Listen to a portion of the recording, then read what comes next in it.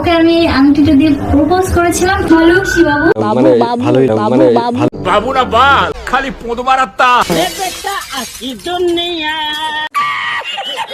কখনো অন্যদের কথা শুনে নিজেদের সম্পর্ক খারাপ করো না। আচ্ছা আচ্ছা, আমার রক্ত ওই কথা বলে না, আমার রক্ত খুব বটি নিয়ে তারা খাস তুই। যে সম্পর্ক বাঁচিয়ে রাখার দায়িত্ব দুজনের মধ্যেই থাকে, সেই সম্পর্ক কখনো শেষ হয় না। আমাকে কখনো ছেড়ে যাবে না তো? দেখার পরে সব স্বপ্ন ভেঙে গেল, সমস্ত কিছু হারাল। ও hello guys, welcome back to my YouTube channel. তো চলে এসেছে আজকে নিউ ভিডিও নিয়ে। তো বেশি না ভাটবকে চলো ভিডিওটা শুরু করে। কিন্তু আমরা লাইফস্টাইলের ভিডিও দেখতে পাবে না, কেন বোকাচোদা, তুই গরু চড়াতে যাবে নাকি? কারণ বং রন অনেক আগেই মারা গেছে।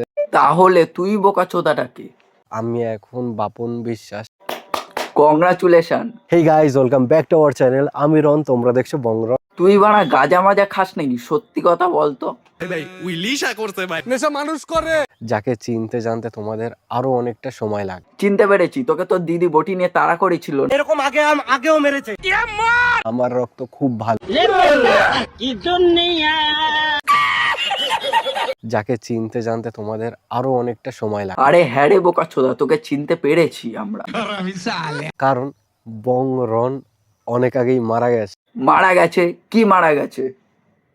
আমার তো ঠিকই আছে, তাহলে তোর মারা গেছে। যে বংরনকে তিলে তিলে নিজের চোখে মরতে দেখেছে। আর এবার 78টা বড়ি খেয়ে মরলো না, আর তুই বাড়া তিলে তিলে মরে যাচ্ছিস। দেবো নাকি একটা বাসের বাড়ি? একবারে মরেনি, তিলে তিলে মরেছে। মাল খেয়ে ভিডিও বানাচ্ছিস আর হাতে সিগারেট, আরো তাড়াতাড়ি মরবি রে। শুরুটা হয়েছিল, শুরু থেকে বলতো, তারপর ওইদিকে যাচ্ছি আমি। বংরন চায় না যে সেই কথাগুলো বাপন বিশ্বাস বলুক। কে বংরন, কে বাপন বিশ্বাস? আগে তুই বল, তুই কে? যাকে চিনতে জানতে তোমাদের আরো অনেকটা সময় লাগে। আরে হ্যাঁ, তোকে আমরা চিনতে পেরেছি, তোকেই তো তোর দিদি বটি নিয়ে তাড়া করেছিল। আর আজকে পরিস্থিতি এমন জায়গায় নিয়ে এসে দাঁড় করিয়েছে, আমরা বুঝতেই পেরেছি, তোকে খালপাড়ে এনে দাঁড় করিয়ে দিয়েছে। ও না, দাঁড় করিয়ে দেয়নি, একেবারে বসিয়ে দিয়েছে।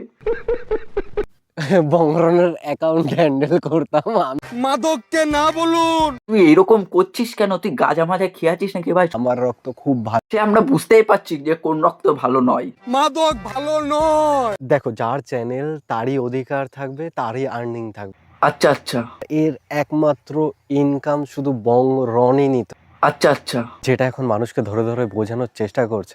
আচ্ছা আচ্ছা। আগে ইনকাম করতো না, তার ইনকামের টাকা সে পেত না। তাহলে ভাই আইফোন, দোতলা বাড়ি, এত সোনা গয়না কোথা থেকে পেলো সে? আইফোন, গাড়ি, দোতলা বাড়ি, দোকান, আরো অনেক কিছু। দেখো, যার চ্যানেল তারই অধিকার থাকবে, তারই আর্নিং থাকবে। সো গাইস, ভিডিওটা এখানেই শেষ করলাম। ভিডিওটা ভালো লাগলে অবশ্যই like, comment, share and subscribe করে দিও। আর এই ভিডিওটা কেউ পার্সোনালি নেবেন না, জাস্ট এন্টারটেনমেন্ট অ্যান্ড মজা করার জন্য করা হয়েছে।